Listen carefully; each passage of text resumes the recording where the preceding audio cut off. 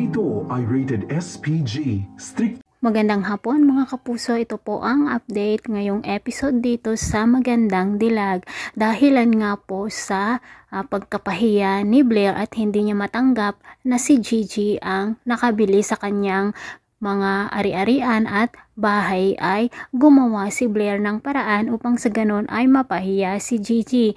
Nagkaroon nga po ng interview itong si Gigi at dito na nga ginawa ni Blair ang kanyang masamang plano. Pumunta nga po siya doon sa interview ni Gigi at nagwala nga po siya doon mga kapuso. Habang in-interview nga si Gigi, tinanong nga ng mga media kung ano ang pag-uugali nitong si Blair, ay sinabi nito na masamang babae itong si Blair at mang-aagaw ng asawa.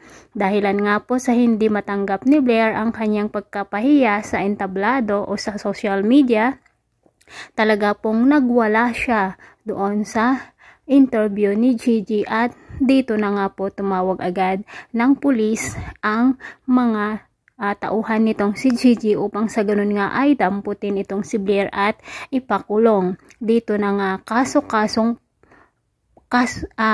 ang kaso nga na ipinataw dito kay Blair ay talaga namang pong patong-patong na kaso. Ngunit nakapag-isip na naman itong si Blair ng gagawin upang sa ganon ay hindi siya makulong.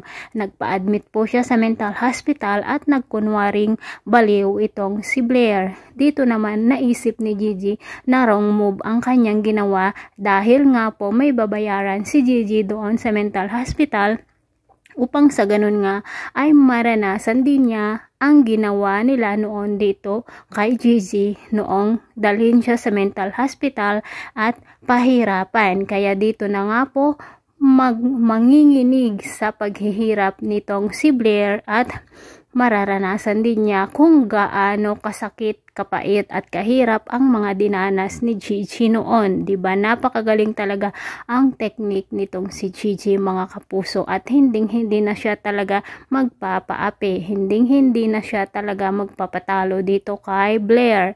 At ang babayaran nga niyang tao na iyon ay siya ang gagawa dito sa pagpapahirap kay Blair at talagang i-encheckan ito ng pampabaliw nang sa ganun nga ay maging tuluyang baliw itong si Blair. O diba mga kapuso, ang ganda ng twist dito po sa Magandang Dilag. Maraming salamat po sa panonood. See you on my next video. Bye bye.